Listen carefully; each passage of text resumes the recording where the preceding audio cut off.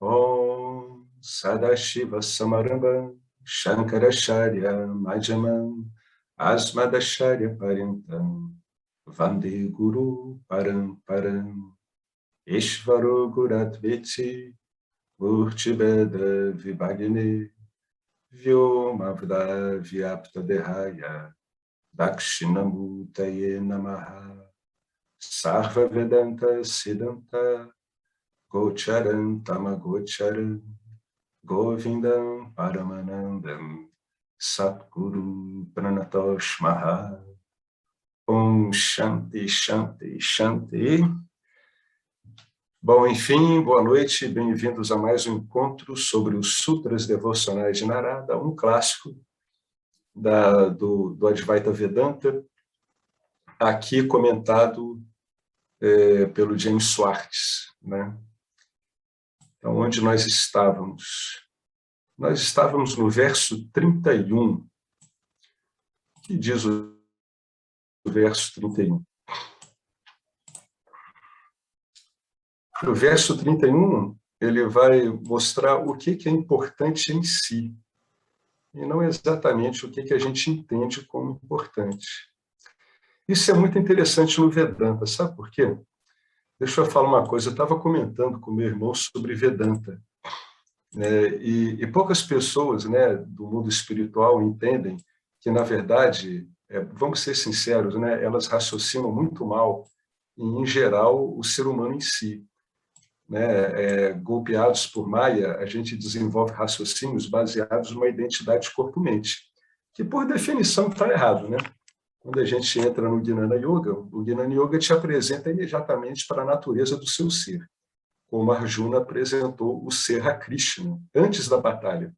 Como Krishna não compreende, quer dizer, como Arjuna não compreendeu nada, e isso prejudicou o desempenho do Dharma dele, aí começou a instrução. Então, o que ocorre é o uso incorreto do raciocínio. Esse uso incorreto do raciocínio ele é tão grave, mas tão grave, que as pessoas atribuem a um veículo inerte, que é a mente, uma responsabilidade, como se você tivesse trocado o nome mente por diabo, né? Então, você cria uma visão maniqueísta do mundo, atribuindo a um veículo, a um sistema operacional, uma culpa que ele não pode ter, porque ele não é senciente. Então, uma das coisas mais importantes no Vedanta é a pessoa realmente perceber que ela tem que refazer o modo dela raciocinar. O modo dela raciocinar, ele decorre de um entendimento mais apurado, de uma percepção mais afinada com a realidade do que a percepção direcionada pela identificação do corpo com a mente. Então, falado isso, vamos ver o comentário do James em cima desse verso. É um verso aparentemente enigmático, mas para quem estuda Vedanta, assim como outras coisas aparentemente enigmáticas, não tem nada de enigmático, né? Ele começa aqui, o verso 31. Por exemplo, jantar no palácio de um rei. Por que ele está falando por exemplo? Se vocês olharem lá no verso 30, ele comentou que a devoção é fruto de si mesmo. Então, o que ele vai fazer? Ele vai fazer uma analogia para explicar que a devoção basta a si mesmo e se desenvolve em si mesmo, se aprofunda em si mesmo. Ele vai usar uma analogia. Aí ele vem para cá, verso 31. Narada diz, por exemplo, o que quer dizer isso? A devoção é fruto de si mesmo. Aí o Narada ele vai usar uma analogia. Ele vai dizer, por exemplo, jantar no palácio de um rei. Vamos ver como é que o James destrinchou isso. Para pessoas ignorantes, vírgula, o que são pessoas ignorantes? São pessoas que estão identificadas com o corpo-mente e, portanto, passam por todas as consequências dessa identificação, que fundamentalmente é uma visão errada de si mesmo, o que vai gerar um raciocínio errado e, portanto, um uso inadequado da mente. Para pessoas ignorantes, a devoção é apenas um meio para um fim. Olha que detalhe interessante. A ideia de que a devoção é um fim em si é desconhecida por elas. Elas enxergam a devoção como um trampolim. Aí ele exemplifica. Um convite para jantar com o presidente na Casa Branca é uma grande honra em si. Matar a fome é meramente incidental, né? Então, quando um presidente convida uma pessoa, né, vamos dizer assim, uma pessoa da vida comum para jantar com ele, não obstante o jantar seja maravilhoso e seja na Casa Branca, o fundamental é que você esteja sendo convidado pelo presidente. Portanto, uma refeição, que normalmente é o meio para um fim, torna-se um fim em si mesmo. Então, ele está tentando, através desse exemplo, mostrar que na nossa vida ordinária existem fatos e atos que a gente faz que parece que servem a alguma coisa, mas, na verdade, são um fim em si mesmo, como esse jantar com o presidente. O jantar com o presidente basta a si mesmo, né? Ele não precisa veicular nada, um encontro de família ou um trampolim para uma negociação, não, ele basta a si mesmo, né? Da mesma forma, a devoção deve se tornar um fim em si mesma. O amor ao ser é autovalidado. Isso é explicado em detalhe no próximo sutra.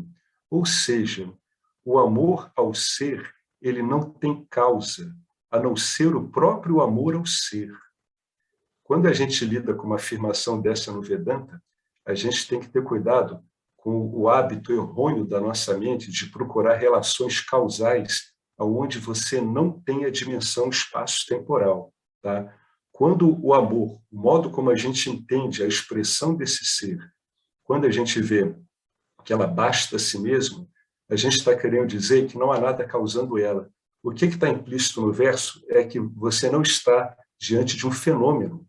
Tá? É isso que está implícito nesse verso. Você não está diante de um fenômeno, você não está diante de leis de Nietzsche. É algo que basta a si mesmo. Tá? Não é causado por nada. Portanto, não tem um evento pretérito, não tem tempo. Tá? Então, quando a gente lida com o Vedanta, tem que estar acostumado com esse tipo de colocação, que eles arrumam a mente. A mente fica arrumada aonde ela pode compreender e aonde ela abre espaço para aquilo que ela não pode compreender. Esse que é o uso correto do raciocínio. Muitas e muitas vezes, o uso correto do raciocínio não é chegar a nenhuma conclusão, é deixar o espaço aberto para que pontos delicados do ensino entrem e sejam assimilados. Por isso que ele falou aqui, a devoção deve se tornar um fim em si mesma, porque ela não é causada por nada, né? A devoção é em si mesma. Devoção, amor e limitação não são coisas, não são características. Elas são palavras que podem ser usadas basicamente como sinônimos, e elas expressam, diante da linguagem verbal, aquilo que nós conseguimos falar sobre o ser. Né? E como sou ao ser, então, a devoção ela é autodevoção, o conhecimento é autoconhecimento. Vocês estão reparando que tudo é reflexivo? A devoção é autodevoção. O conhecimento, o que é? É autoconhecimento. A ilimitação é o quê? É uma ilimitação em si, é uma auto-ilimitação. Estamos sempre falando da dimensão de Sati. O que ele está falando aqui é de Sati. Né? O amor ao ser, ele é autovalidado, ele não precisa ser conferido por nada e nem afirmado por nada. Vamos ver como é que ele explica isso em detalhe no próximo sutra. Vamos ver. Verso 32, Narada diz, abre aspas, assim como um rei não se satisfaz em apenas observar o seu palácio de longe, mas sim em viver nele, uma pessoa faminta não fica satisfeita com a mera visão de comida. Fecha aspas. Então, assim como o presidente não é honrado pela minha visita, Ishvara não se sentirá honrado pela minha devoção. A autoestima de Ishvara é total, né? O presidente não me convidou para eu matar a minha fome. Assim, muito embora a fome seja removida como resultado da refeição, comer com o presidente é em si honra e realização. Da mesma forma, a devoção não dual deve ser buscada como seu próprio fim e não para qualquer outro propósito. A falha em entender essa ideia causa a doença da iluminação, que é usar a devoção para obter poder, fama, prazer, riqueza e reconhecimento. É um verso importantíssimo, porque ele explica, baseado na própria natureza do ser, como é que essa má compreensão, esse mau entendimento, pode levar a uma tentativa de se validar através da iluminação, né? É um ego que se arroga a posição de iluminado. É uma projeção clássica de Sati, de Nietzsche em Sati. O indivíduo está dizendo assim, eu sou iluminado. Só que ele não entende que esse eu que ele está dizendo que é iluminado está se referindo ao próprio ego dele, é o agente, é o fazedor. Então, ele atribui a ele o mérito de iluminação. Como é que o Vedanta corta esse erro? O Vedanta explica que nós somos consciência refletida, nós somos Chidabhasa. E a consciência refletida, ela é tão real e verdadeira quanto a original. Para explicar isso, como é que o Vedanta elucida? Ele diz assim, veja um raio de luz incidindo em um espelho, né? A natureza desse raio que reflete do espelho é a mesma da luz. Não tem jeito, é a mesma coisa. Agora, embora eu possa ter infinitos espelhos onde essa luz incide, a luz original é sempre uma, né? Então, quando o indivíduo ele diz que ele é iluminado, eu sou iluminado, eu sou o fazedor que criei isso, ele está sequestrando, né, a consciência original e tentando dizer que ela está irradiando a partir dele. Ele ainda não entendeu que ele é um reflexo, ou seja, ele ainda não entendeu que só tem um eu. Quando o ensino mostra para nós que existe apenas um eu e que esses outros eus que contam histórias, que ocorrem em mídia, são reflexos desse único eu, quando isso é compreendido, o estudante do Vedanta ele não comete esse erro tão comum. Ele não se vê como um eu iluminado. Ele entende que tudo é iluminado por essa luz. Tudo é iluminado, não existe um eu iluminado. É o mesmo erro quando ocorre. Um indivíduo diz assim, olha, lá está um Buda. Não, eu já vi vários lamas corrigindo isso. Não, lá está Buda, aqui está Buda, só há Buda. Quando o indivíduo diz eu sou um Buda, ele já está cometendo aí uma projeção de uma dimensão fenomênica, mítica, em cima da dimensão atemporal, né? A dimensão do número, do desconhecido, que é Satya. Esse é um problema muito comum. Então, quando essa devoção não dual, que é a autodevoção, que ela é autovalidante, ela auto se valida, assim como o autoconhecimento, quando ela é vivenciada, entendida, compreendida e projetada, é evidente que uma pessoa assim, com essa compreensão, não vai procurar nada para bajular a sua consciência refletida, porque ele entende que a consciência refletida dele é meramente um reflexo de uma fonte original, de algo original, que ele é também, né? Então, esse é o remédio que o Vedanta tem para impedir que as pessoas sejam capturadas. Por isso que é tão comum, né? Quantas vezes a gente vê pessoas que se dizem iluminadas e estão lutando por poder, fama, riqueza, autopromoção, ou seja, aqui é um ponto muito grave. Se isso não for compreendido, o indivíduo ele continua procurando validação. Ele vai continuar procurando validação aonde? Aonde é possível tentar conseguir validação, que é no mundo fenomênico. Então, o que ele vai estar fazendo? Ele ainda está sutilmente procurando objetos sutis, agora sob a forma dessas, vamos dizer assim, é como se ele estivesse procurando mostrar que ele é um virtuoso diante das outras pessoas. Não quer dizer que o estudante de Vedanta ou a pessoa que já esteja bastante assentada, ela não receba esse tipo de pensamento, mas ela detecta e anula ele com facilidade. O estudante nunca deve se impressionar com o tipo de sentimento e pensamento que chega a ele, porque eles são impessoais. O que o estudante ou a pessoa que está sentada deve buscar é detectar isso e anular. Como é que anula? Reconhecendo o tipo de pensamento que está chegando. Tá? São pensamentos comuns. É preciso desmistificar a ideia de que são pensamentos que são ruins ou são bons. Não.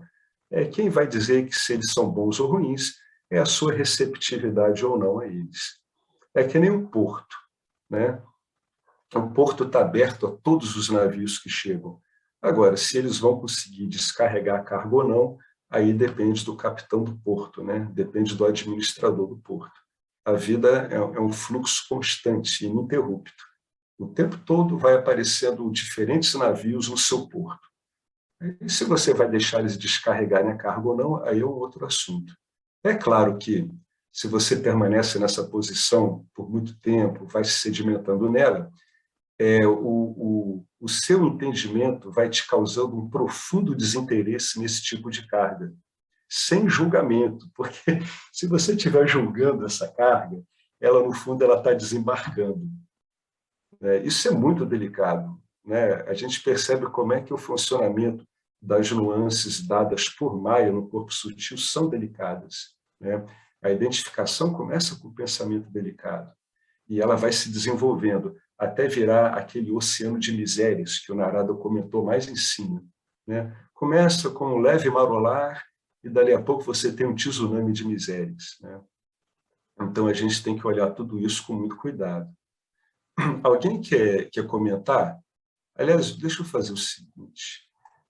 Eu vou terminar de ler o 33, que aqui ele encerra esses 3 últimos versos. E aí, quem quiser comenta, ou se alguém tiver alguma ideia, comenta. Como é que ele continua, então? Então, essa última fase aqui é fundamental. Ó. A falha em entender essa ideia, a ideia é uma ideia, tá, gente? Porque ela é baseada numa compreensão, e toda compreensão vem junto com o pensamento, né? Então, a falha em entender essa ideia, a ideia de que a devoção deve ser buscada como um fim em si mesma, causa a doença da iluminação. Porque se não houver esse entendimento de que autoconhecimento é igual a autodevoção, não vai haver uma autoapreciação natural de si mesmo, como Brahman e como consciência refletida é os dois. Não há no Vedanta uma coisa ou outra.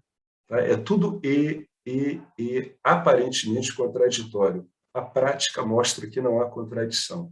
Então, se essa ideia não for compreendida de que a devoção ela basta em si mesma e, fundamentalmente, em Mitya, ela aprofunda-se em si mesma. Isso é fundamental. Em Mitya, ela aprofunda-se em si mesma. Em Satya, ela é totalmente absoluta. Se houver uma falha em entender isso, você vai acabar usando a devoção para obter o quê? A apreciação dos outros. Então, você vai encontrar o quê? Um reflexo da sua incompletude na devoção dos outros. Então, você junta isso. Vamos juntar o seguinte. Um professor, um guru, que isso não ficou claro, e ele encontra devotos bastante propensos à mitificação, né? À construção de mitos. Vocês sabem que os mitos, né, os ídolos, pertencem aos idólatras. Sem idólatras, os ídolos não vão para lugar nenhum. Então, isso depende muito da receptividade que tem no público. Se o público daquele indivíduo é dado a construir ídolos, então você fecha esse circuito, com resultados muitas vezes desastrosos para ambos, né? Para o professor, para o guru, e também para os devotos que estão procurando no professor uma imagem que ele está construindo como objeto de devoção em si. Né? Então, vamos ver como é que o Narada encerra isso. No verso 33, Narada diz assim: portanto, os que buscam a libertação devem dedicar-se à devoção. Isso aqui é fundamental. Eu só fui perceber isso depois de 5 anos de Vedanta, porque inicialmente a gente acha que o Vedanta é meramente uma análise mental. Não, o que o Vedanta está fazendo é ensinar a gente a pensar de um jeito mais adequado, porque a gente pensa errado. É por isso que tanta gente se afasta do Vedanta. O ser humano não gosta de ouvir que ele pensa errado, que ele está enganado, e que ele está enganado 100%. É muito doloroso para um jiva ouvir isso e estar disposto a corrigir isso. Ele corrige? Claro que ele corrige, mas é preciso estudar minuciosamente toda a sua estrutura de pensamento e ir conferindo cada aspecto importante dela com o ensinamento. Eu garanto que o ensinamento ele propõe formas de pensamento muito mais efetivas e úteis do que as que a gente é ensinado a pensar por causa da identificação do corpo e mente, ou, falando de outro modo, por causa da atuação de Maia. Então, aqueles que buscam a libertação devem dedicar-se à devoção. Tá? Você deve localizar aonde está a sua devoção. Se você procurar, você vai encontrar. Deve usar aquele mapa que a gente usou no livro lá no começo, no capítulo 1, e começar a partir dali mesmo, por mais esquisito que seja. Vocês lembram que a devoção formal ela não é algo que deve ser submetido à vontade do estudante? O estudante deve se comprometer a fazer aquilo, quer ele goste ou não. Por quê? Porque quando você insiste em fazer uma devoção formal, segundo os passos do Vedanta, você deixa automaticamente nus, a descoberto, todos os seus problemas devocionais. Foi como a Betânia notou aqui. Né? Ela reparou, caramba, tem coisas minhas que estão abertamente contra essas noções. É isso mesmo, é uma ótima investigação. Ela conseguiu ver. Então, ali ela sabe em que ponto está a devoção dela e o que ela pode fazer através da devoção formal para eliminar esses problemas. Então, olha o comentário. O verso implica, mas ele não declara explicitamente que os buscadores devem dedicar-se ao Vedanta, porque a busca do autoconhecimento é a mais alta forma de devoção dualista. Olha que bacana. Por que ele está falando que a busca do autoconhecimento é uma forma de devoção dualista? Porque aqui a gente tem ainda um suposto fazedor buscando um objeto. Ele está atrás do quê? O buscador busca um objeto de busca. Tá? Essa a gente pode traduzir como uma devoção dualista. Uma devoção dualista porque o buscador está buscando um objeto, que é o autoconhecimento. É claro que quando o autoconhecimento ocorre, essa busca termina. Né? As pessoas às vezes até brincam e dizem assim, não, só o fato da pessoa chegar ao Vedanta, a busca já terminou. Sim, ela já terminou, porque o buscador ele entendeu que o problema dele, quando existe, é um problema de entendimento, de compreensão. Não é um problema ligado a fazer, a conseguir. Mas é claro que nesse processo ele vai observar muitas nuances do fazedor e do usufrutador que estão presentes na personalidade dele. Por isso que ele escreveu aqui, a busca do autoconhecimento é a mais alta forma de devoção dualista. E é mesmo.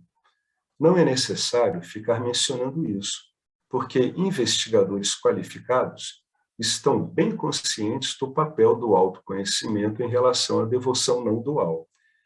Né? Esse papel, né, do autoconhecimento remove os obstáculos para a nossa apreciação de nós mesmos como amor, uma vez que o ser é amor. Então, buscadores da libertação do apego aos objetos, né, olha que interessante. Você quer ver uma forma pervertida de amor? É o próprio apego aos objetos. É amor? É. É pervertida? É. Por quê? Porque você está achando que o que você está querendo está fora, tem que ser conseguido em algum local fora. Então, o Vedanta primeiro vai destruir a noção de local fora, porque ele vai reduzir os objetos a pensamentos e vai mostrar que você não está separado dos pensamentos. Pelo contrário, você que valida os pensamentos. Então, os buscadores da libertação do apego aos objetos devem buscar a devoção não dual, porque ela destrói o apego aos objetos. Né? Amar a Deus é amar a mim mesmo e ao mundo, porque Deus inclui o mundo. Olha que frase, cada frase aqui dá margem a muito tempo de reflexão. Né? Que mundo? É o mundo que está aparecendo aí, com tudo que tem de bom e ruim. Lembra a visão que a Arjuna teve de Krishna, que tinha uma parte benévola nessa visão e tinha uma terrível? Essa parte ruim, que não é agradável, e não é mesmo, ela é a parte que a gente tem que aprender a olhar de um modo reverente, de um modo interessado, devotado, e compreender a natureza desse tipo de expressão, né? Deus inclui o mundo, então é amar a mim mesmo e ao mundo. O que é amar a mim mesmo e ao mundo? É amar ao Jiva e amar a Ishvara, né? Deus inclui o mundo. Descobrir a minha identidade com Ishvara significa que, como Ishvara tem tudo, eu já tenho tudo. Portanto, eu amo o que tenho e não o que eu acho que eu não tenho, né? Veja bem, quando eu estou procurando alguma coisa, é porque, no meu entender, eu não tenho. Mas a gente tem que entender que essa expressão, no meu entender, é um achômetro. Eu acho que eu não tenho, né? O estudo do Vedanta vai mostrar que você está olhando do ângulo errado. Só isso. Ele vai dizer, não, cara, não tem nada a acrescentar aí. Você está achando que você não tem porque você acha que você é uma coisa que você não é. Então, nascido da admiração, o amor não dual é o amor completo. Ele é invariável e ele não é gradual. Isso não é uma gradação, não é uma escadinha, embora ele se aprofunde em Nitya, né? Com o passar do tempo, em Nitya, ele vai se aprofundando, mas ele se aprofunda em si mesmo, independentemente do que ocorre à sua volta.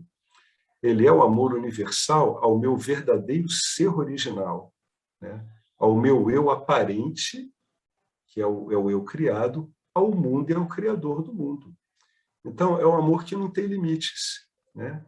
É o amor ao meu verdadeiro ser original, Brahman, ao meu eu aparente, é o Jivinha, é o Tidabhasa, que é criado por Ishvara, ao mundo, Jagat, e ao criador do mundo. Você pega tudo isso e bota no saco do seu amor.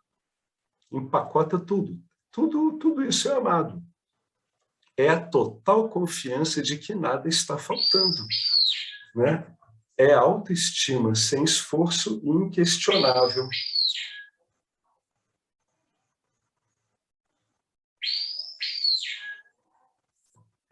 É a autoestima sem esforço e inquestionável. Por que ela é sem esforço? Porque isso aqui não é uma coisa que você tem que fazer. Agora, a gente vai voltar para onde eu queria pegar aqui em cima, no parágrafo anterior. É autoestima sem esforço e inquestionável, porque ela é baseada na profunda compreensão de você como você mesmo. Não é autocrítico, né? Você entende as dinâmicas de Nietzsche, você entende Maia, então você não vai perder tempo fazendo autocríticas, porque a sua dinâmica em Maia espelha apenas a própria dinâmica das gunas. Tudo isso muda. A mente naturalmente varia, o corpo varia, os sentimentos variam, as emoções variam. Não há segundas intenções. Seja o que for que o devoto não dual faça, ele o faz sem reservas. Ou seja, ele não agarra em nada, ele não tem reservas, ele não faz nada tendo como pano de fundo uma intenção secundária. Por isso que se diz que o auto-iluminado, entre aspas, o iluminado, ele se assemelha a uma criança. Ele se assemelha a uma criança nesse aspecto específico, e somente nesse. Tá? Ele não tem reservas, ele não está agarrado a nada, ele não procura manter nada, ele não procura manter nada que ele quer e nem evitar nada que ele não quer, né? Ele nunca está preso a coisas que ele tenta evitar e a coisas que ele está querendo. Então, ele não tem reservas. Agora, olha que interessante aqui em cima. É uma autoestima sem esforço. Por que ela é uma autoestima sem esforço? Porque, na verdade, a única coisa que você tem que realmente lidar em todo ensinamento, gente, é uma coisa com a qual ninguém quer lidar. É os obstáculos que nós mesmos alimentamos, né? É o que está aqui no parágrafo anterior. Ó. Esse papel do autoconhecimento é remover os obstáculos para que nós apreciemos nós mesmos como amor. O que você é como amor é impossível de ser ensinado, porque é sua natureza. O que acontece com praticamente frequência 100%, é que o Jiva, devido à autoilusão dele, ele coloca inconscientemente obstáculos a essa apreciação, né? Qual é o X da questão sempre? O X da questão sempre é busca pelo amor.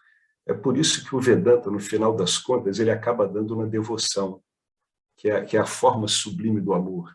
É o amor sublime, é a glória do mais alto amor, é a devoção. Que devoção? A autodevoção, quando se percebe que só há ser vivendo como ser no próprio ser. Essa é a mais alta glória da devoção, é a autodevoção, né? A única coisa que a pessoa tem que fazer quando vai vendo o Vedanta é exatamente isso aqui. Quais são os obstáculos que eu estou fomentando, conscientemente ou não, a essa autoapreciação de mim mesmo como o próprio amor? Podem ter certeza, a hora que essa vontade de investigar ela existe, todas as pistas para parecer que obstáculos são esses são colocadas. Só você pode saber que obstáculos são esses. Só você pode lidar com eles. Só você. É por isso que, na verdade, quando a autoestima decorrente da autodevoção, do autoconhecimento ocorre, ela é sem esforço, né? Por quê? Porque a única coisa que você tem que fazer é remover entulho, né? Alguns entulhos são muito desconfortáveis e as pessoas ficam muito desagradadas de ter que lidar com eles. É por isso que, na maior parte das vezes, as pessoas acabam não ficando. Lembra aquele filme, né?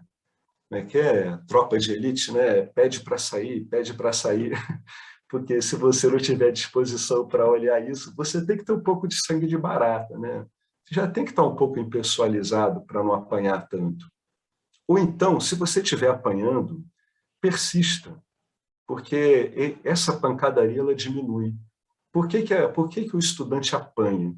Porque ele fica identificado com os obstáculos que ele enxerga. E ele fica, às vezes, assustado. Ele, puxa, olha que coisa chata. Depois de muito tempo você vendo isso, aplicando o conhecimento, você acaba ficando meio impessoal a essas suas próprias flutuações. Isso é um sintoma de que o ensino e o estudo estão dando resultado, né? Você até se aborrece, pô, de novo isso, mas já não tem aquele poder de te tirar do centro de antes, né? Você já está vendo tanto, já está ouvindo tanto que você não é nada disso, que finalmente isso começa a dar um resultado e você começa a fazer uma coisa que é fundamental nisso, você começa a objetivar as suas próprias criações, que é o que a gente faz inadvertidamente. Um monte de criações que não ajudam a gente em nada. Por que a gente cria? Isso é sensacional, a gente cria porque a natureza da mente é criar mesmo. Então, se você não tiver consciente de você mesmo, a mente vai criar qualquer bobagem, baseada nas vássanas. Se você tiver consciente de si mesmo, ou começa a ver uma qualidade no fluxo de pensamentos que vão ocorrendo em você. Então, isso não é uma questão de esforço, é uma questão de compreensão. O esforço é conseguir encarar esses obstáculos e aplicar o conhecimento. O esforço, no fundo, é olhar isso como um método e botar isso adiante como um método, né? Então, aqui a gente encerra esse capítulo 2, e o capítulo 2 ele deu a dica mais importante aqui. Quais são as duas dicas principais do capítulo 2? Primeiro, autoconhecimento é igual a autodevoção. Segundo, para que o autoconhecimento frutifique, o estudante ele deve aprofundar a devoção dele. Se a devoção dele está dual, ele tem vários recursos no Vedanta para aprofundar essa devoção. Inicialmente, ele pode aprofundar essa devoção dual de um modo mais pessoal. Isso é uma etapa intermediária e muitas vezes útil. A meta mesmo é que ele aprofunde uma devoção formal. Tanto o estudo do Vedanta, né, em cima das modulações do pensamento, quanto a devoção formal, elas ajudam a impessoalizar o jiva. O jiva vai ficando impessoal, ele vai ficando cada vez mais impessoalizado, Porque na devoção formal, ele para de ter uma relação egóica com Deus. É isso que acontece. Ele entende que Deus, Ishvara, é autossuficiente, tem autoestima, portanto não precisa nada dele. E, em última instância, Ishvara olha a gente do mesmo jeito, porque Ishvara olha a gente como Ishvara, modulações de Ishvara. E ele sabe que essas modulações não precisam de nada também, né? E no autoconhecimento, quando a gente lida com essa reformatação da ideia dos objetos no Vedanta, a gente consegue objetivar a nossa estrutura de pensamentos. Por quê? Porque tudo é pensamento, gente. Não se deixe enganar as pessoas que dizem assim: ah, o importante é sentir tudo. Veja bem, quando uma pessoa diz que o importante é sentir, olha como a coisa é delicada e a pessoa não repara. O que eu estou fazendo quando eu digo que o importante é sentir? Eu estou pensando, e eu estou criando um pensamento e dando um significado a ele. Qual é o meu pensamento? É exatamente o que eu estou expressando verbalmente. É tudo um óbvio ululante. O importante é sentir. Esse é o meu pensamento. Então, o que o meu pensamento está dizendo? Que o importante é o dar valor ao sentir. É ou não é um pensamento? Então, é um pensamento desse que você vai investigar e vai dizer: não, o ensino não diz isso. O ensino diz que o importante é eu objetivar isso tudo, é eu conseguir olhar esses pensamentos todos, porque agora eu sei que mesmo quando eu tento justificar emoções e sentimentos, eu procuro fazê-los através de pensamentos. No fundo, tudo o que a gente faz na vida, gente, todo o universo íntimo de um ser humano é um jogo contínuo de formas de pensamento, o tempo todo. É por isso que, numa determinada analogia, algumas pessoas dizem assim, dizem que esse mundo é o pensamento de Deus, né? É Deus pensando, sonhando. E, em última instância, sim, se o nosso mundo psíquico é fundamentalmente o que pensamos, o que avaliamos, né? O que compreendemos, sobre tudo, tudo sob forma de pensamentos, aí o pessoal diz, assim como é em cima, embaixo. Então, isso tudo deve ser um monte de pensamentos de Deus. E, na verdade, o mundo é uma enorme forma de pensamento. O mundo do Jiva é uma forma de pensamento. Por isso que o Vedanta se dedica tanto a lidar com os pensamentos, né? Porque ele sabe que aí é que está o problema básico de tudo. Se eu começo a pensar a partir do pensamento de que eu sou um corpo-mente, toda a minha estrutura de pensamento está viciada, né? Toda ela é viciada. Então, é muito melhor eu não ter certeza, eu assumir que não há certeza, do que eu assumir uma certeza falha. O que eu estou querendo dizer? Ninguém tem certeza de que é um corpo-mente. Tem outro modo de fazer essa pergunta. Você pergunta para uma pessoa assim: você tem certeza que quando você morrer a sua vida vai acabar? Nem o materialista mais empedernido ele consegue dar 100%. Aí você pergunta para ele assim: se é assim, por que você vive como se fosse desse jeito? Né? Então, todas essas perguntas que o Vedanta faz, elas são muito óbvias. Só que elas são tão óbvias, são tão escancaradas, que o condicionamento da gente jogou elas para baixo dos panos para muito tempo. E o que é mais engraçado é que isso é generalizado, né? Aí a gente só consegue explicar isso pela programação de Maia mesmo. Não tem outro jeito. É impressionante como é que perguntas tão óbvias, elas são simplesmente negligenciadas. Tem um bom apontador direto, o Rupert Spira, que ele fala isso. Ele diz que há uma espécie de negligência nesse afã, nesse desespero de querer se satisfazer com objetos densos e sutis.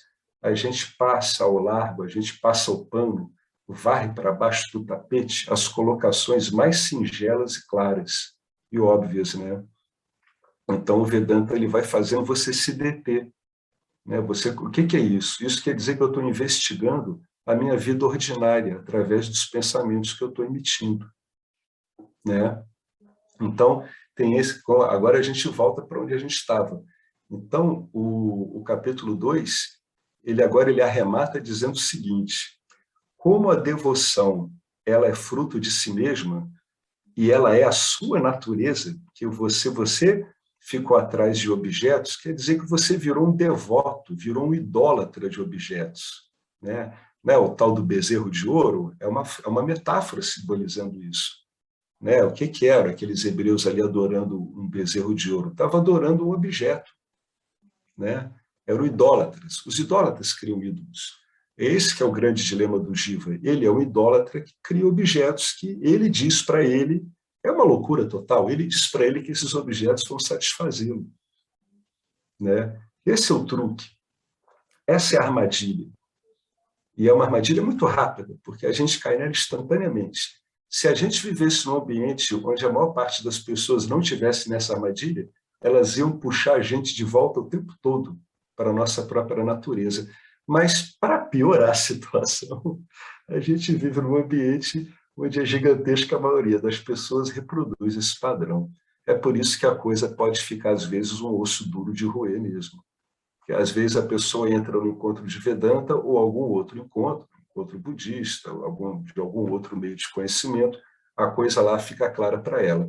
Aí ela vai para a tal da vida comum, para a vida ordinária, a vida mundana, ou como os budistas às vezes gostam de dizer, vai lá para o mercado e acaba se atrapalhando de novo com aquele monte de barraquinho, oferecendo um monte de coisa para você.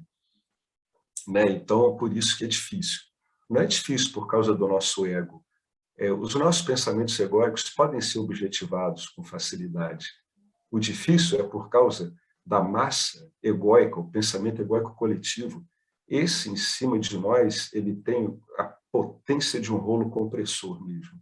A pessoa tem que ter muito cuidado e trafegar sem atritar contra esse rolo compressor, né? Por isso que o Vedanta não incentiva debates, assim, discussões estéreis, né, com pessoas que não estão interessadas, porque ele sabe que isso não dá certo, né? Então, a gente tem esses dois aspectos, a gente encerrou o capítulo 2, e agora, se vocês prestarem bastante atenção, agora, com a devoção, apareceu o aspecto, né, de Brahman, vamos chamar de aspecto de Brahman, mas não é um aspecto, né? É da natureza de Brahman, que é a ilimitação, que aparece como devoção, como amor, em Nitya. Esse era o ponto que faltava. É o famoso Ananda de Sat Chitananda. Agora, finalmente, está sendo apresentado a gente como lidar com Ananda. E como é que isso vai aparecer em mim? Você tem que se dedicar à devoção, é o que Narada está dizendo. Por quê? Porque você já é um devoto. Você só tem que arrumar a sua devoção. Como é que eu vou arrumar minha devoção? Compreendendo o que é devoção e como é que está a sua estrutura devocional. Então, número 1, se a sua estrutura devocional ela está ligada a objetos, isso não se aplica ao estudante do Vedanta, porque ele já está questionando o amor dele por objetos.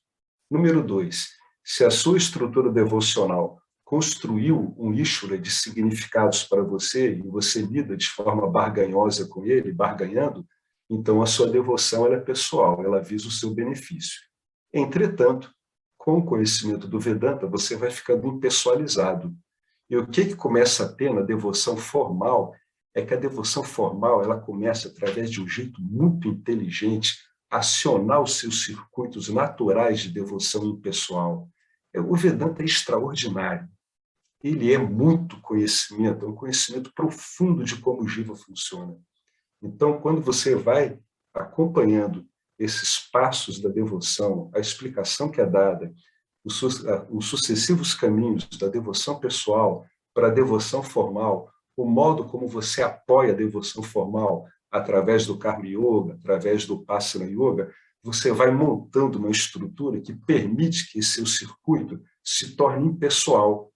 Quando isso fica claro para você, você já não está querendo mais nada do mundo, nem de Deus. Por quê? Porque você agora está vendo Deus e você como algo impessoal. É nessa situação que você está livre o suficiente de se dedicar ao conhecimento, fazer investigação, aprofundar sua devoção, e uma hora, puf, uma revelação aparece. Caramba, eu estou olhando para mim mesmo o tempo todo.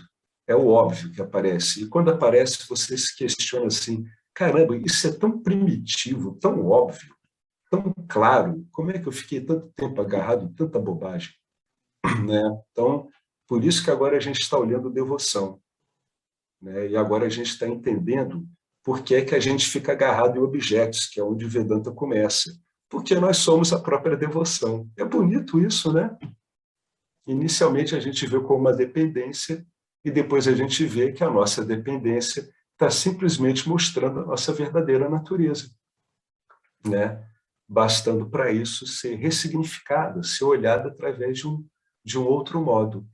E esse outro modo é uma total reestruturação no modo de você pensar.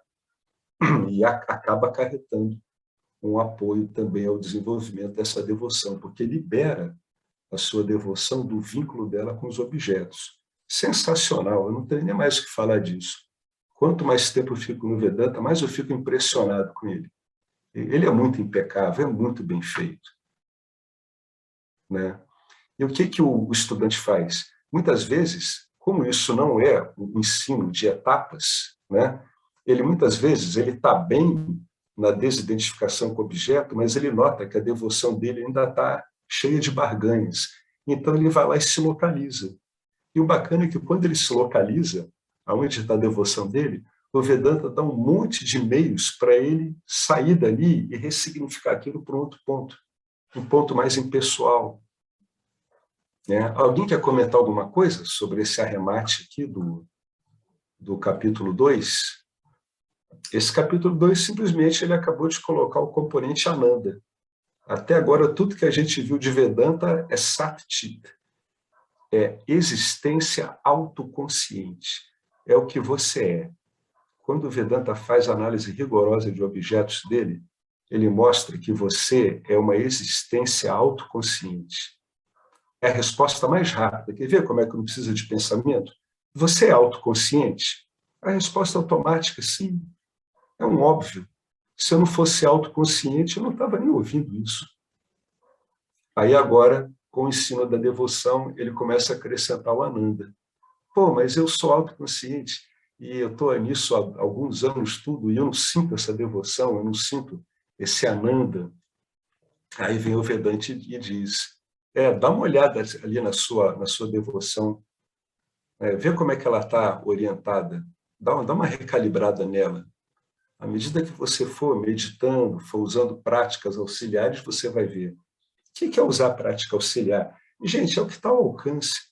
Se vocês tiverem um mantra que vocês gostam, se identifiquem, e ele seja um mantra que ele invoque a plenitude de Deus e a sua ilimitação, pô, vai recitando isso. No começo parece esquisito, sabe? Depois você vai ficando meio inebriado. O que quer dizer? Quer dizer que está dando certo, né? Porque dá essa inebriação. O ser humano, ele é meio... Bom, Marcelo, está gravando, mas eu vou falar. O ser humano ele é meio doidão. Não é à toa que ele procura drogas. E não é só o ser humano, não, gente. Ó, ursos usam drogas, girafas, pô, camelos, macacos, vários bichos recorrem à droga. Por quê? Porque, a meu ver, essa droga ela libera esses circuitos de auto-amor. É claro que o ser humano ele acaba ficando viciado nisso, né? Porque se não fosse bom, ninguém ficava viciado. E aí a coisa se volta contra o feiticeiro, né? Mas é uma pista. Tanto que tem várias escolas iniciáticas que inicialmente usam drogas para quebrar a autoimportância do indivíduo.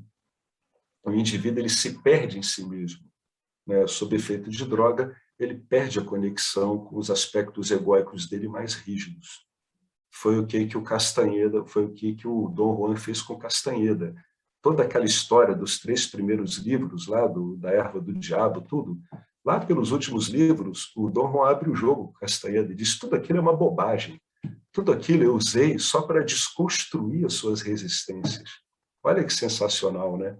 Para que você fosse mais permeável. Em última análise, para que você se devotasse ao que eu estava querendo te ensinar, para que você pudesse estender o seu amor em direção ao que eu pudesse te ensinar. Olha que bacana tudo isso. Olha como tudo fecha, como a gente vai chegando a níveis comuns. Aí agora você começa a entender o Novo Testamento, que é uma autodevoção total aquilo, né? Jesus era um baita de um autodevoto, fantástico sob qualquer aspecto, né? Então a gente fecha isso aqui, Ficou claro como é que o Vedanta funciona? Eu só percebi isso depois de anos, porque sempre ficava faltando o tal do Ananda. Mas aonde está o tal do Ananda com essa análise implacável de objetos? Ela começa a aparecer aqui, quando você finalmente entende que você é um devoto de objetos. É por isso que você não quer mais ser um devoto de objetos, porque eles fazem sofrer, porque é uma devoção pervertida, é um amor pervertido. Né? Olha que bacana. Alguém quer comentar alguma coisa sobre isso? Isso é rico demais, né? Então, quando você disse que você não percebia o Ananta, né? O Ananta é a plenitude, a ilimitação.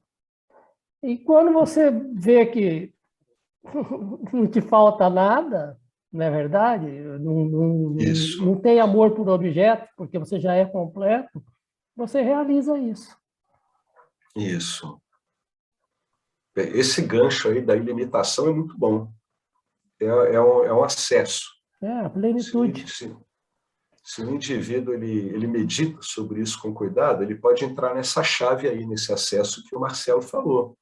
É tipo um acesso. O que é plenitude? É que eu não preciso de nada. Se eu não preciso de nada, é porque eu não estou carente de nada.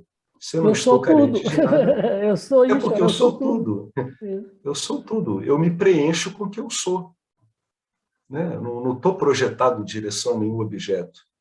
Todos os objetos são eu. Né? Eu vejo aquilo ali tudo como eu mesmo. Embora eu não me limite a isso. Né? Eu não seja os objetos, todos eles são eu. A ilimitação é uma chave para o Ananda também. E, na verdade, a ilimitação, que é a Ananta, é que é a base para você entender o Ananda de Nietzsche, né? Que é a bem-aventurança de Nietzsche. Essa é a base. Tem até uns comentários muito detalhados do James sobre essa confusão entre Ananta com T de tatu e Ananda com D de dado. Ananta é a tradução mais literal de, de do que seria o ser em termos de independência. Ele não tem limites. E Ananda é como isso apareceria em Nietzsche, aparece como bem-aventurança, independente de qualquer objeto e situação. Essa chave do Marcelo é uma chave que sempre puxa o cara. Mas eu não conseguia, como ele, entrar nisso. Então, o Vedanta tem isso, ele te dá muita entrada. Né? Você tenta entrar de um lado, não funciona. Aí aparece o outro. Aí você, será que por aqui eu entro? Aí alguns vão por aquela porta. Né? Então, mas essa meditação que o Marcelo colocou, de meditar profundamente na ilimitação, justamente porque nenhum objeto lhe dá o que você já é um acesso muito bom. E a meditação do Vedanta é assim, é você ficar em cima de todas essas investigações que o Vedanta te propõe. Quando o James ele comenta aqui um verso, ou o professor Arlindo, ou nós mesmos, isso são investigações, né? É interessante a pessoa ficar seguindo isso várias vezes durante o dia. O que ela está fazendo? Ela está arrumando o modo dela pensar. É por isso que hoje em dia eu sou meio incisivo e chato. A pessoa, quando ela está identificada com o objeto, ela pensa naturalmente de um jeito errado. Por mais chato que seja as pessoas entenderem e aceitarem isso, é errado o jeito de pensar, porque ele parte de um outro pressuposto. Então, a meditação vedântica é isso. Você pega uma declaração e você vai destrinchando ela. Tem uma hora em que você fica num fluxo contínuo sobre um determinado assunto. Essa que é a meditação vedântica. Você tem um ponto e você aplica o Vedanta continuamente sobre ele. Né? A meditação vedântica não é necessariamente parar os pensamentos. Embora, muitas vezes, como decorrência dela, o fluxo seu de pensamentos diminua muito em relação ao fluxo que você conhecia. É bem comum isso, dar umas reduções enormes assim por muito tempo. Né? Mas a base é sempre compreensão. Porque aí vem a brincadeira, né? Vem o detalhe. Se eu tiver interessado em parar o fluxo dos meus pensamentos, veja bem, o fluxo dos meus pensamentos, que vai ser um pensamento que eu tenho sobre isso, é um objeto e eu vou estar de novo detido no objeto. Olha como a coisa é sutil. Não é? Vocês pegaram isso? Isso é muito sutil. Eu vou construindo objetos, né? O difícil não são os objetos concretos, são esses sutis. Ah, eu quero parar de pensar. Parar de pensar virou um objeto para mim. Né? Muitas meditações ficam nessa luta com esse objeto por décadas, por milênios, às vezes. Né? É muito rico tudo, né? Vocês querem comentar alguma coisa? Alguma coisa da experiência pessoal de vocês? O Vedanta ele é todo experimental, né? Você vai experimentando na sua vida ordinária. Tudo bem, então? Oi, Se Alex. vocês... Diga, Henrique. Tudo bom? Boa noite. Boa noite a todos. Eu acho que uma coisa que um erro muitas vezes, não sei, também, é de colocar, como você fala aqui, né, a carroça à frente do boi, né? Eu acho que o autoconhecimento, a medida que você vai aprofundando, né, ele naturalmente vai abrindo isso, né? Pelo menos minha experiência, né? É, é uma consequência. Muitas vezes eu acho que se confunde aquilo que vem primeiro com aquilo que vem depois, sabe? Isso. Né? Eu acho que autoconhecimento, quando você coloca as coisas no seu devido lugar e vai fazendo direito, esse da devoção e amor que a gente tem dentro, né? Ele surge naturalmente, surge, porque nós somos amor, né? Acontece que a gente está totalmente, né, enganado.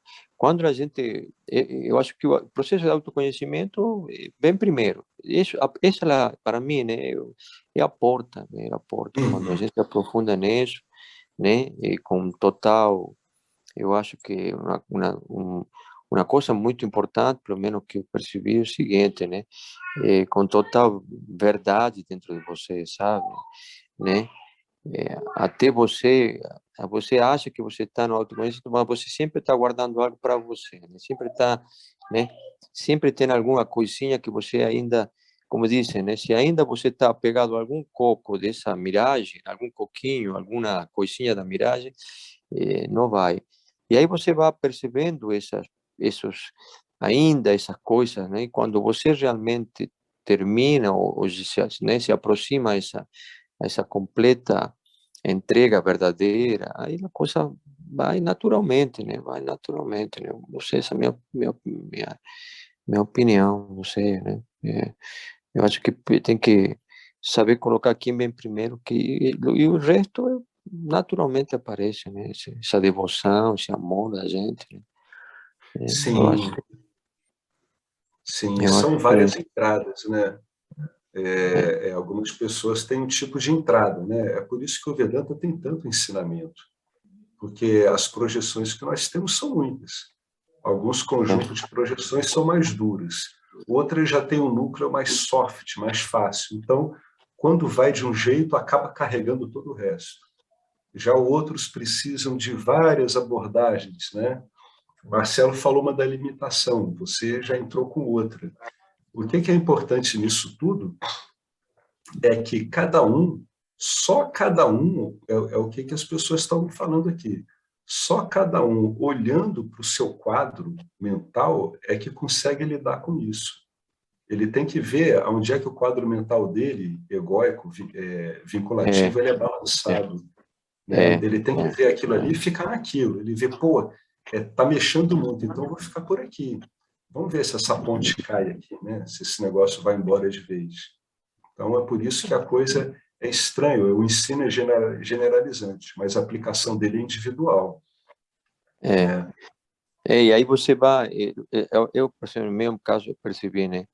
A honestidade é fundamental. Ah, Você ser é. honesto com você mesmo. Cara, Aí você começa a detectar essas pequenas amarras que ficam e que você está ainda segurando, sabe? Aí você vai olhando ela, dizendo, opa, que tá aí, né? Aí você vai desamarrando, senão, e aí vai. Porque eu acho que são apegos dos grosseiros até os mais sutis. E aí identificar, para fazer isso, você tem que ter total honestidade com você mesmo, verdade absoluta com você mesmo. Porque senão aí você se engana, né? Aí começa de novo a se enganar e não vai, não rola, não flui, né? Perfeito isso. E tem É, uma coisa também que você falou, a sinceridade, a honestidade é a base, porque é ela que vai permitir que você veja com clareza os obstáculos. Agora, a honestidade e a sinceridade, elas se aprofundam também. O que eu estou querendo dizer com isso? Que pode ocorrer com um determinado jiva que a noção do que ele tem por sinceridade se aprofunde. Ele comece a ver a sinceridade de uma outra forma. Então, ele olha uma coisa, aquilo ali não parecia tão importante. Mas sim, depois de um tempo, ele diz, olha, isso aqui está pegando. É por aqui, é sim, isso que está sim, atrapalhando. sim, sim, Né? sim. Isso é interessante. Perfeito. Isso Então mesmo, isso é o que eu quero falar. não é como se o Jiva fosse se autodescobrindo, ele fosse descobrindo os limites que ele mesmo impõe a ele. E só ele pode Exatamente, fazer isso. Não tem outro exatamente, caminho. Nenhum exatamente. professor, nenhum guru, nem Ishvara, nem ninguém pode te dar isso, cara. Ninguém. Só você mesmo. Por isso que no Vedanta as pessoas aprofundam tanto o discernimento, né? Discernimento é isso, exatamente. Ele vai aprofundando. Você cada vez, uma vez eu falei aqui, é como se a gente fosse cada vez tendo um radar, né? Cada vez mais delicado, cada vez mais sensível. E ele fosse detectando coisas que a gente nem prestava atenção antes. O grosso das pessoas passa direto por isso, nem liga para isso. Mas a gente vai detectando as coisas cada vez mais sutis, não para resolvê-las, porque a gente não está interessado em resolvê-las.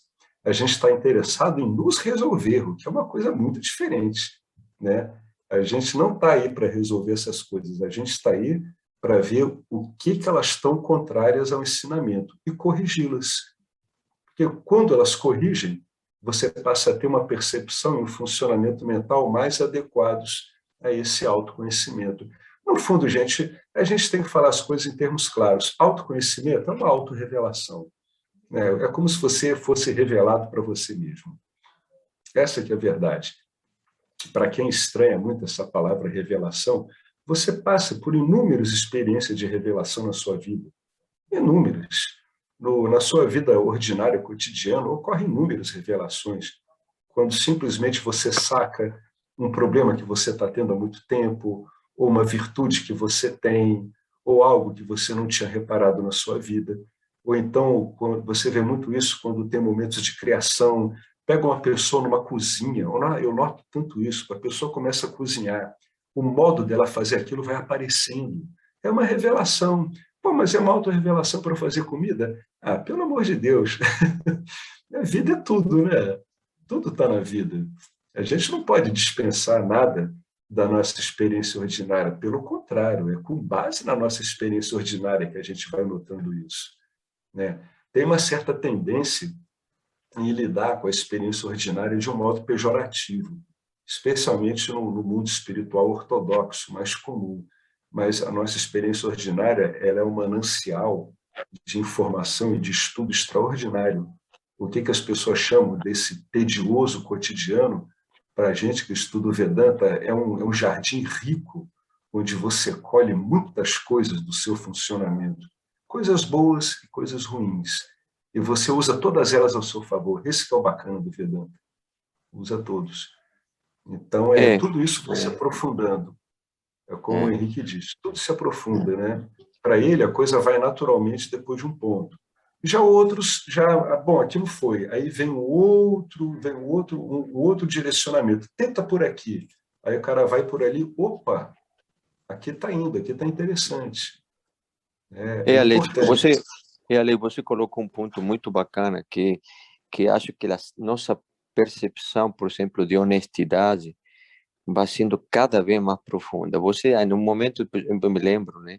Você disse, não estou sendo honesto. Não, não está sendo honesto. Aí aí você detecta algum engano, aí você vai mais fundo e mais fundo. Então, a percepção essa que você colocou de honestidade vai se modificando também. vai se modificando, né? Isso é muito interessante. E uma coisa que eu outra vez estava lendo esse negócio de, como se chama, que um dos requisitos, né, do Vedanta é que la ardente devoção, o ardente desejo, né? Não é isso, né? Ter um ardente desejo. Eu cheguei à conclusão que ter um ardente desejo significa não ter outro desejo que não seja esse. Não tem outro desejo. E aí você Isso, perfeito, perfeito, é isso mesmo. vai limpando, né? E aí os desejos, outros desejos de arrumar tua vida e não sei o quê, e aí eles vão caindo, vão caindo, vão caindo, vão caindo. Aí só fica ele. Eu percebi que era isso. Esse negócio de ter um ardente desejo, é ter só esse desejo, não tem outro. Não sei, e isso acontece, eu acho, pelo menos na minha percepção, naturalmente, né? Não sei. Comigo isso aconteceu desse ângulo também. Ficou claro que só tinha esse desejo. Perfeito, é isso mesmo. E outra coisa, né? Quando a gente olha o Vedanta desse ângulo, ele parece mais uma espécie de abordagem psicológica. No entanto, tem uma coisa que a psicologia não tem, que o Vedanta usa pra caramba, por incrível que pareça. Gente, olha só, quando a coisa pega, rezem. Rezem, peçam ajuda a Ishvara, mas peçam coisas inteligentes. Peçam coisas que fazem sentido para o sistema, né? Por favor, me dê oportunidades de aumentar o meu discernimento, a devoção, a compreensão da devoção, né? A entrega à devoção. Essas orações o sistema adora, porque elas são verdadeiras, né? Então a gente conta com isso mesmo, é para rezar mesmo, né? Não se acanhe, a prece é uma das formas de abrir porta mais espetaculares que tem. É engraçado ouvir isso no encontro de Vedanta, mas a prece é o X da questão, gente, é por graça mesmo, né? Você vai lá e você pede para o sistema, né? Aprofunde, por favor, me ajude a aprofundar a devoção, aprofundar o meu discernimento. E olha, vem mesmo, quando a coisa é feita, quando a prece é feita de um modo, isso é um modo inteligente, né? Aí aquela coisa, né? Devoção, então, é uma espécie de conhecimento? Também é, né? Também é, você tem que saber pedir. Não é só com Deus que você tem que saber pedir, você vai procurar um emprego, você tem que saber pedir também, né? Senão o cara não aprova você de jeito nenhum. É tudo muito parecido, né? Então, para Deus, você vai pedir uma coisa que faz sentido. Se você é um estudante de Vedanta e começa a pedir coisas pessoais, o sistema não vai processar a informação. Ele vai pegar aquele conjunto de bytes e vai despachar, vai dizer, não, isso aqui é um monte de, como é que se chama? É um monte de desvio padrão do sistema, e dispensa, vamos esperar até que ele produza uma demanda razoável, né? Então, às vezes, as pessoas rezam e não tem atendimento nenhum.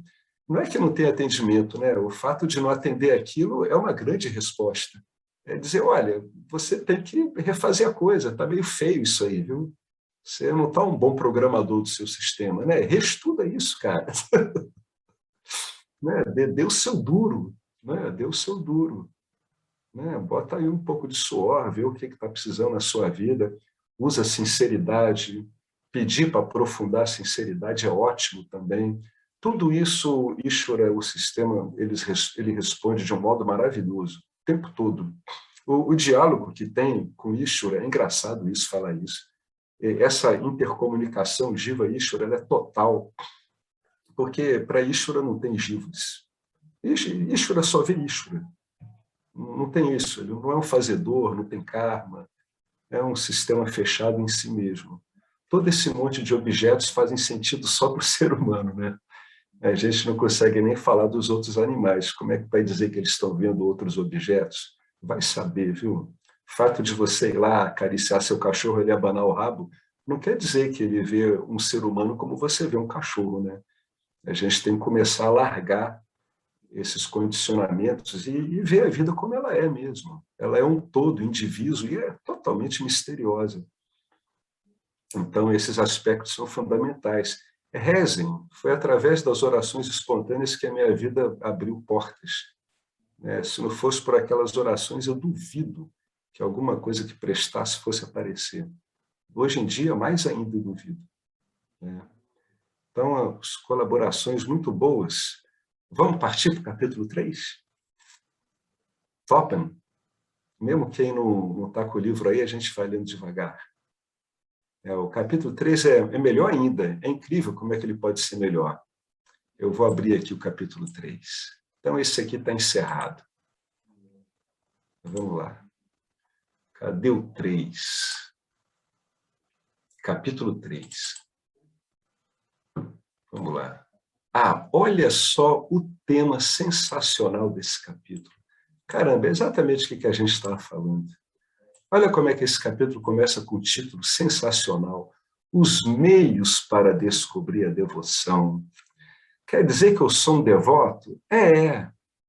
Sei não. Olha, eu vou te apresentar meios para você descobrir o óbvio sobre você mesmo. Aí ele começa com essa frase maravilhosa, que na verdade é o que a gente está falando, né? Os meios para descobrir a devoção. A devoção de quem? A sua. Não é nem a sua, é a devoção que você é. Então vamos lá. Capítulo 3. Os meios para descobrir a devoção que você é. Não é a sua devoção, é a devoção que você é. O capítulo 3 apresenta as práticas dualistas formais requeridas para alcançar o amor incondicional e enfatiza o valor dos valores na busca pela libertação. Parece brincadeira, né? É tudo que a gente estava falando. Aí agora ele vai aprofundar isso aqui. É uma ciência, Vedanta é ciência, né? A ciência do amor, né? Que coisa engraçada, né? Parece tão paradoxal. Ciência do amor. Eu queria tanto que esses vedantinos heterodoxos estivessem olhando isso aqui, não iam entender nada. Como assim? Meios para descobrir devoção? Isso é uma aula sobre devotos ou sobre Vedanta? Não, Vedanta abrange a devoção é fundamental. Olha que bacana. Verso 34. Diz Narada, abre aspas, grandes professores expuseram os meios para alcançar a devoção não dual. Isso é conhecido, estão expostos, já foram colocados. Aí vem o comentário. Enquanto o Darshana dualista, Darshana é a visão, tá? É a visão que se aplica à busca dualista, que é uma busca de relação contínua com Deus. Uma relação, não é ver a pessoa como Deus. Enquanto essa visão dualista, né, afirma que a devoção dualista formal é opcional, o Vedanta afirma que a devoção dualista informal é o contrário, ela é opcional e que a formal é que é obrigatória. As razões para isso são explicadas no Brahma Sutra de Badarayana, que seria interessante um dia, né, alguém expor aqui nesse grupo, os Brahma Sutras. Eu não li, mas eu estou vendo que é uma leitura meio que obrigatória. Então, vamos guardar pelo menos isso por enquanto, que para o Vedanta, a relação informal dualista é opcional, mas a formal ela é obrigatória. A gente deu uma razão lá em cima, porque a devoção formal, ela cada vez mexe mais com o seu circuito impessoal. Cada vez ela torna você mais impessoal. Por quê? Porque agora eu estou lidando com Deus não sob forma de barganha, de querer coisas, mas lidando com uma visão mais aproximada de Deus em relação à realidade do próprio, né? Então, o verso seguinte discute a devoção dualista formal, que é um tópico exposto no 7º capítulo do Gita, que apresenta os 4 tipos de devoção enumerados acima, aqueles que a gente viu lá em cima, lá no começo, né? A devoção por objetos, a devoção informal e a devoção formal dividida em 2.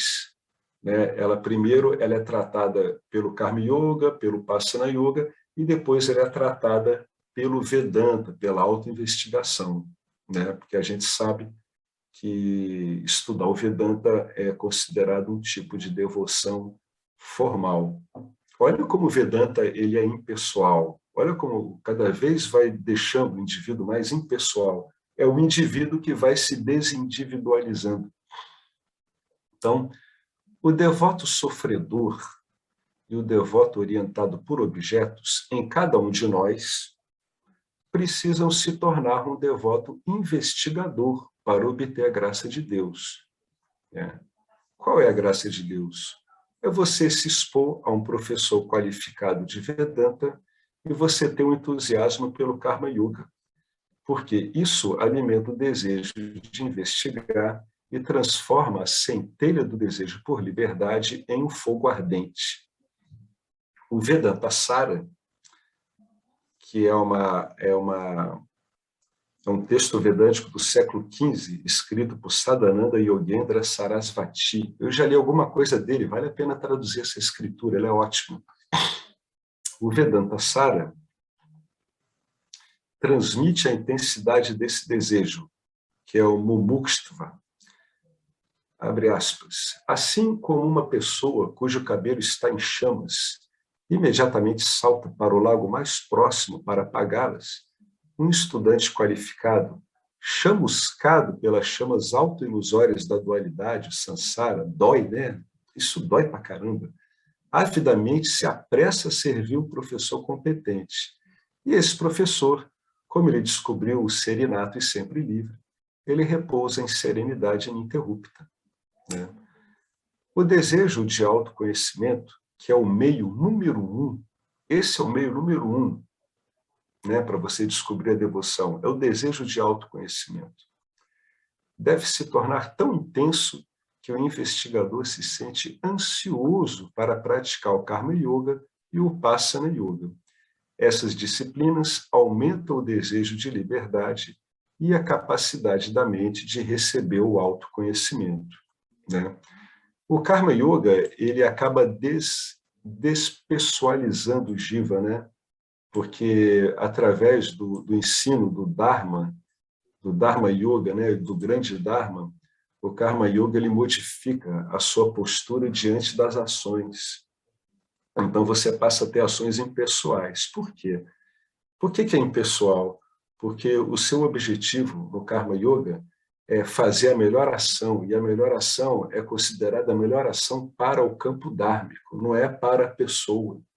Então, o Karma Yoga ele tem um potencial de impessoalizar o Jiva muito grande, além de praticamente reduzir as expectativas do Jiva a zero, o que depois vai facilitar muito a autoinvestigação. E o Upasana Yoga, em última instância, ele visa 3 coisas, na verdade 2, mais 3. Ele ajuda a clarear a mente do indivíduo, né? Ele ajuda a focar e manter o foco. Então, essas práticas onde a pessoa entoa mantras, entoa cânticos, alguns bhajans, aí vai depender da orientação que a pessoa tem ou dela mesma. Todos eles ajudam a estabilizar a mente, deixar ela mais límpida e auxiliam ela no foco. Né? Você começa a notar isso na sua vida ordinária.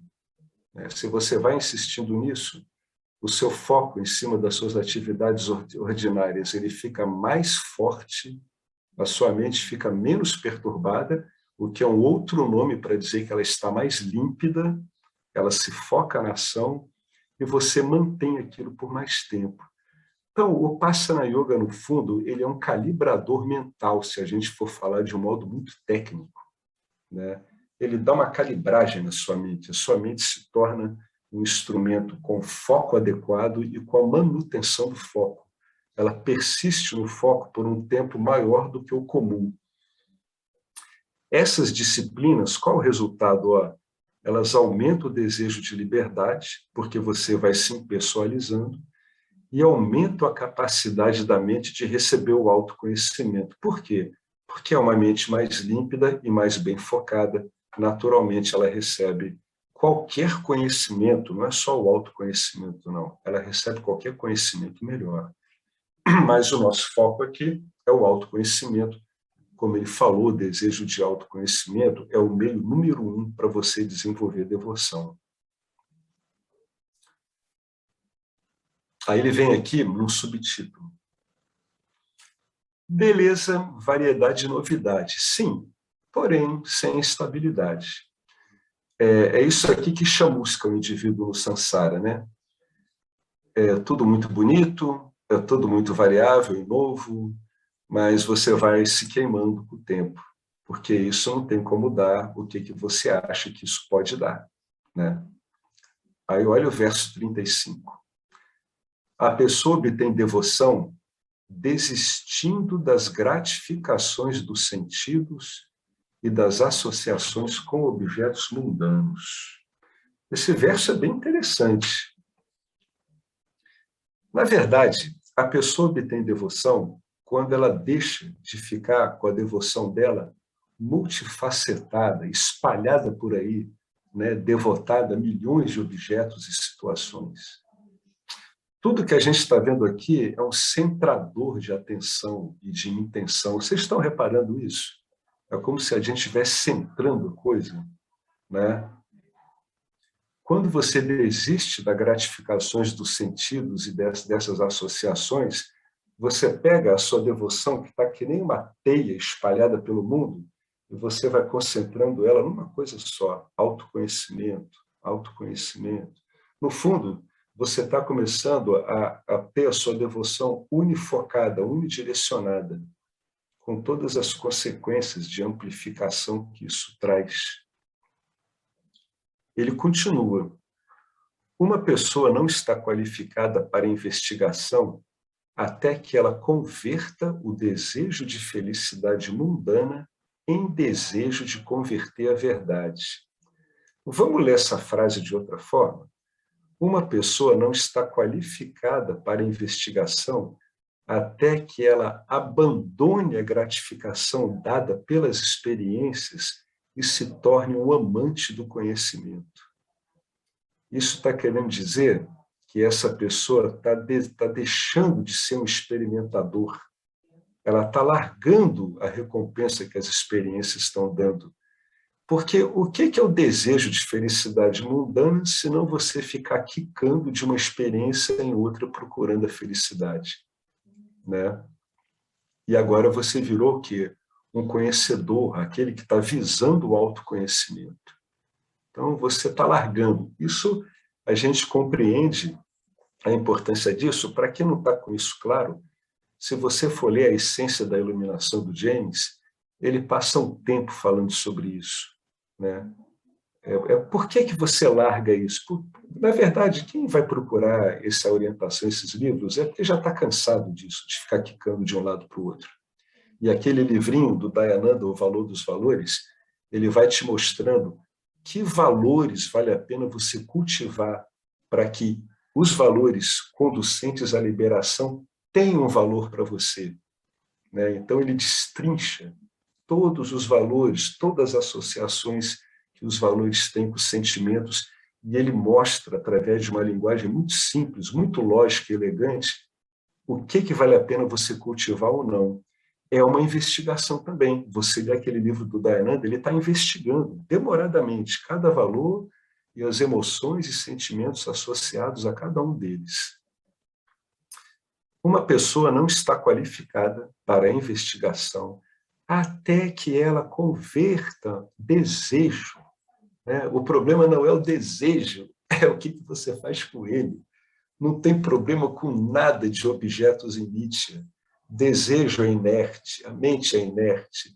Depende da sua associação, ou seja, depende de você vivificando essas coisas. Você é vida, é você que dá vida, que faz isso se mexer.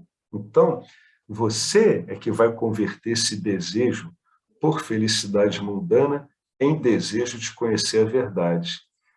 Agora vem aquele detalhe, ó, que o Henrique muitas vezes comenta, ó.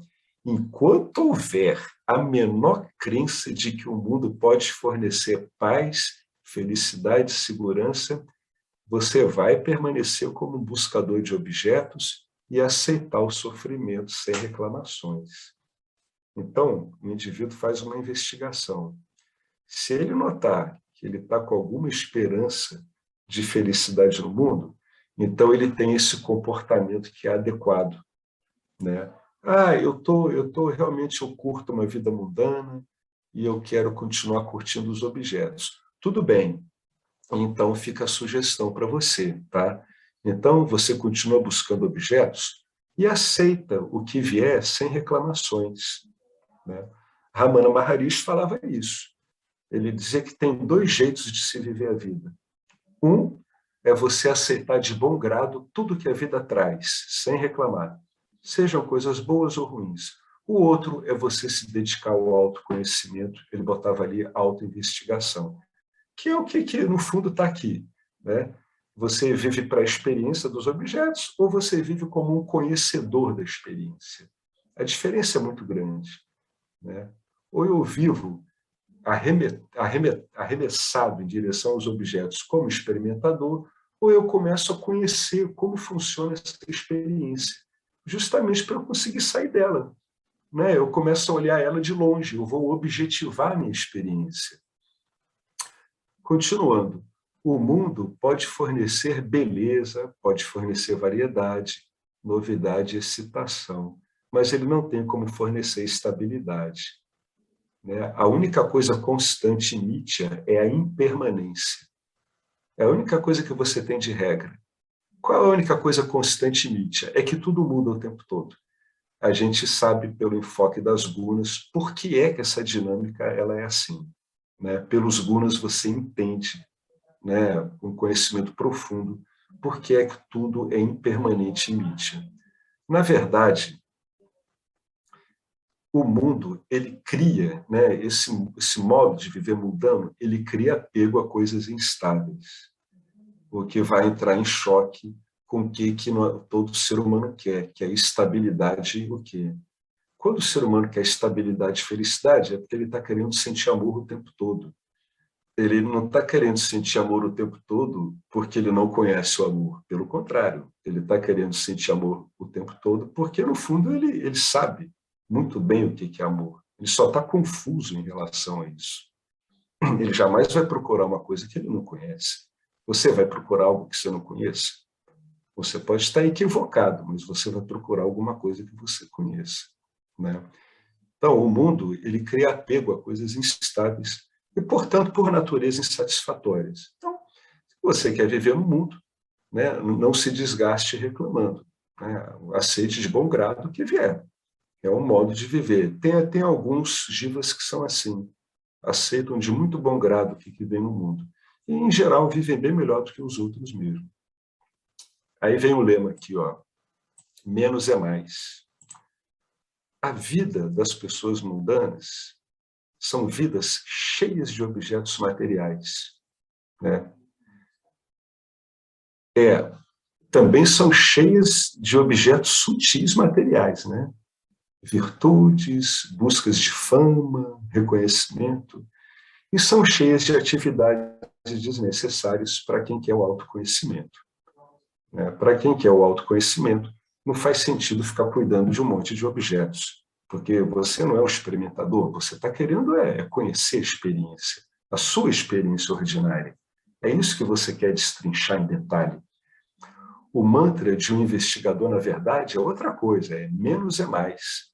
Menos coisas e menos atividades triviais equivalem a mais tranquilidade. Um lindo verso do Mukundamala Strota diz: "Ó Lorde, não estou apegado à espiritualidade", olha que bacana, não estou apegado à riqueza, não estou apegado a prazeres dos sentidos, ele não está apegado à espiritualidade, ele não está interessado em experiências sutis. Isso é fundamental. Essas coisas todas vêm e vão de acordo com o meu karma, ou seja, eu não tenho controle sobre isso, né? O que é isso? Gente, são as gunas atuando, né? A gente olha, o que é isso? Os gunas aparecem sob forma de karma para a psique humana. Eu só tenho uma oração, de momento a momento, possa eu prestar o inabalável serviço devocional aos seus pés de lótus. No nosso caso, esse serviço devocional é fazer o que estamos fazendo aqui, que é estudar minuciosamente as escrituras, né? Olha como tudo vai se encaixando. Não estou apegado à espiritualidade, né? Não estou interessado em que me digam que eu sou uma alma em evolução. Eu não estou nem aí para isso, não estou interessado em ser uma entidade vagando loucamente por locos lindos, maravilhosos, celestiais. Como dizia o Buda, tudo que desce pode subir, tudo que sobe provavelmente vai descer. Então, você não pode ficar subindo o tempo todo em Nietzsche. Naturalmente, pela força dos gunas, uma hora o seu bom karma se esgota e você volta. É o que as escrituras falam o tempo todo. Não se impressione com a virtude, que ela vai te levar realmente a reinos celestiais, mas depois o seu punya karma se esgota e você volta aqui bem ao nível de onde você começou tudo, com uma chance, né, nada pequena de descer um pouco mais, se for o caso. Então, essas forças, elas lidam desse jeito à revelia da nossa vontade.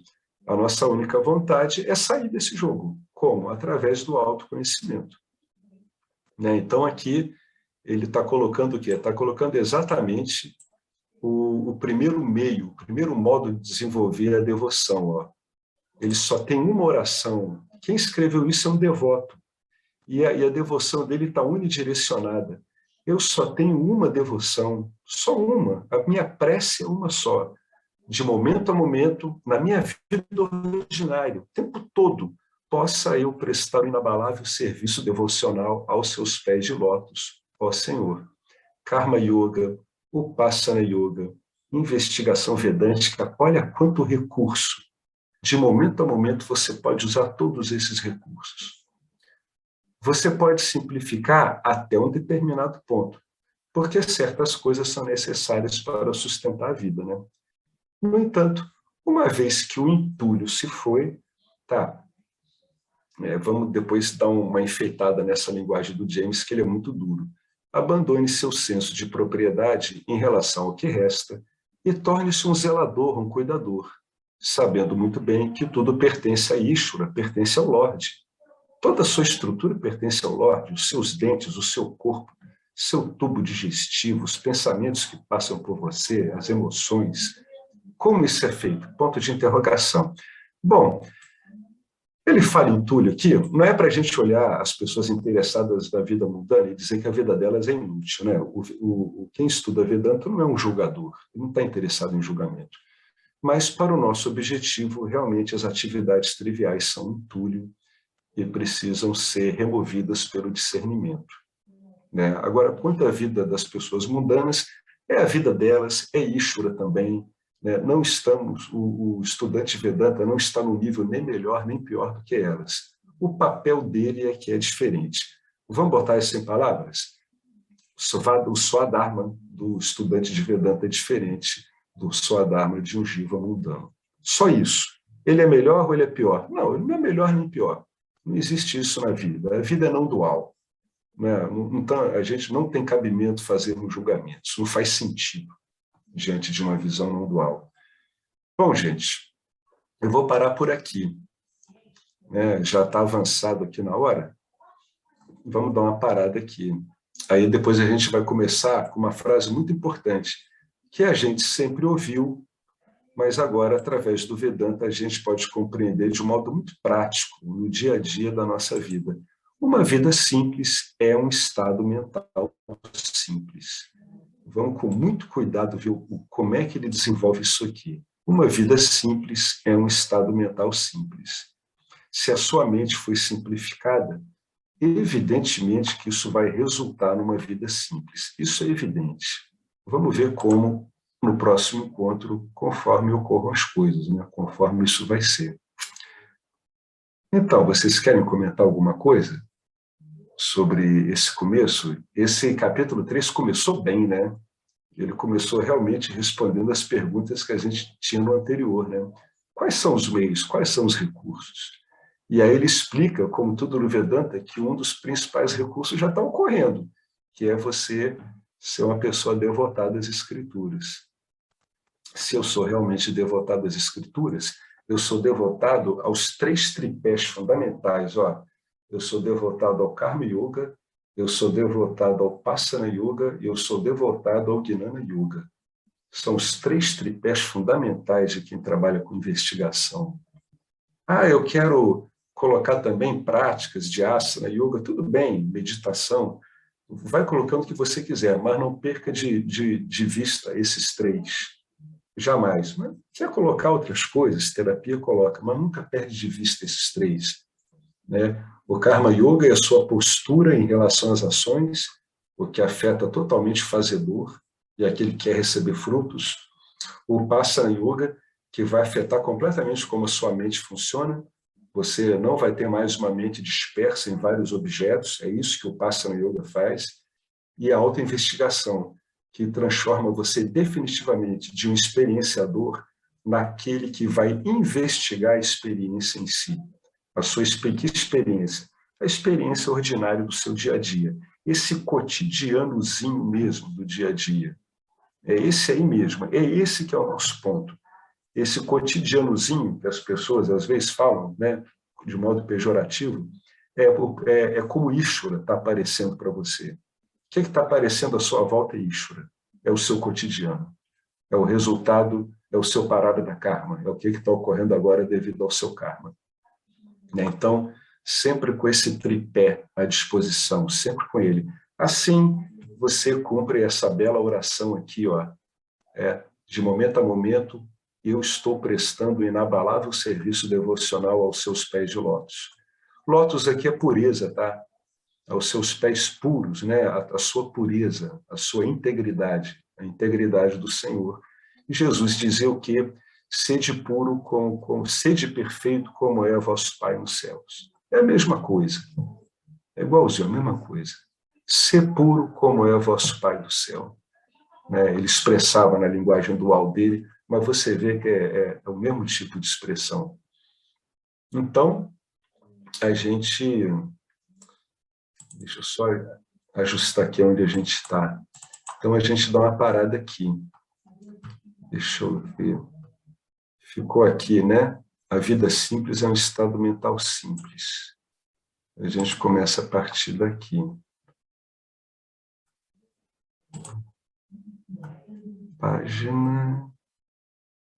Página 2, está ótimo.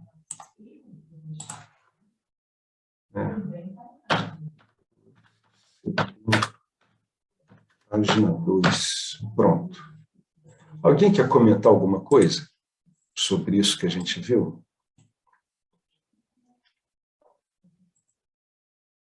Ou vocês vão ficar meditando vedanticamente sobre tudo isso, que é o melhor? É o recomendável, cara, porque a pessoa tem que se deter nisso, né? Porque isso mexe muito com tudo, né? Com toda a estrutura que a gente tem mexido até então. Não é legal você se descobrir como a própria devoção em si? Só estava torto, né? Só estava apontado para o lado errado, só isso. Né? O Vedanta, ele pega sabe aquele parafuso que você vai tentar parafusar uma mesa, ele entra sempre torto? Então, o Vedanta corrige o parafuso e corrige a rosca, de modo que você finalmente começa a parafusar isso direito, sem sair arrancando pedaços da sua mesa. Você não está aí para fazer isso, você está aí para fazer as coisas certinhas, bem feitas. Então é isso aí, gente. Marcelo, quando você quiser, encerremos, pois. Alguém quer algum comentário? Alguma coisa? Então, contemplem o tempo todo. Se não conseguir contemplar, contemplem a aparente dificuldade de contemplação. Não tem problema nenhum com isso. Vamos lá, então? Om Purnamada Purnamidam Purnamudachyate Purnasya Purnamadaya Purnameva Vasishyate. Om Shanti Shanti Shanti. Gratidão a Vedanta, gratidão a essa Sampradaya maravilhosa, seus professores e alunos, gratidão a nós todos, ao professor Arlindo Nagar, aos professores de Arlindo Nagar, lembrando sempre que aqueles que se sentem beneficiados podem doar. Aqueles que se sentem beneficiados e não der para doar, não doem. é assim também, é tudo muito voluntário. Tá bom, gente? Um enorme abraço para vocês. Até a próxima. Olá, queria trazer aqui para vocês o quanto eu tenho me beneficiado dos ensinamentos do Vedanta. Esses ensinamentos do Vedanta, eles mudaram a minha vida, o meu estilo de vida, né? A partir de uma compreensão sobre Jagata, o mundo, sobre essa pura inteligência, Ishvara, sobre o Jiva, né? A mente, o funcionamento, sobre a aplicação do Karma Yoga diariamente na vida, o quanto isso beneficia a purificação da mente, né? Para poder daí acessar aquilo que é mais valioso. Aliás, eu diria sem valor estimável, inestimável, né? Uma riqueza profunda, que é a compreensão sobre os ensinamentos de Satya, a consciência, a existência ilimitada que sou. Bom, eu sou uma aluna de Vedanta, desse grupo, Vedanta Brasil, que iniciei a jornada, estou no começo da jornada, mas essa jornada seria impossível sem o apoio diário de um professor qualificado, o professor Arlindo Nagar, nosso professor, que dedica a sua vida, que dedica as batidas do seu coração exclusivamente para o ensino do Vedanta. Ele gosta de usar a frase o coração que se doa recebe. Então ele é esse coração que doa. E aí a minha pergunta e o meu convite é: e você? Tem se beneficiado também dos ensinamentos, da compreensão, da clareza desses ensinamentos que são trazidos para nós? Sim? Se sim, o coração que doa recebe. Então o convite é: se você se beneficia, você pode também fazer uma doação. Essa doação, ela é necessária, apropriada, para a manutenção, né, desse ensinamento vivo diariamente para nós. E é um convite para que a gente possa nutrir esse grupo com o dar e o receber. E se você se beneficia, tenho certeza, qualquer valor mensal é suficiente. É o valor que o seu coração sentir, mas é um valor apropriado. Bom, meu recado é esse. Eu agradeço imensamente e não tenho palavras para dizer o que é o Vedanta na minha vida. Só dizer gratidão. Gratidão Ishvara, gratidão professor, gratidão a Sampradaya, gratidão. Obrigada.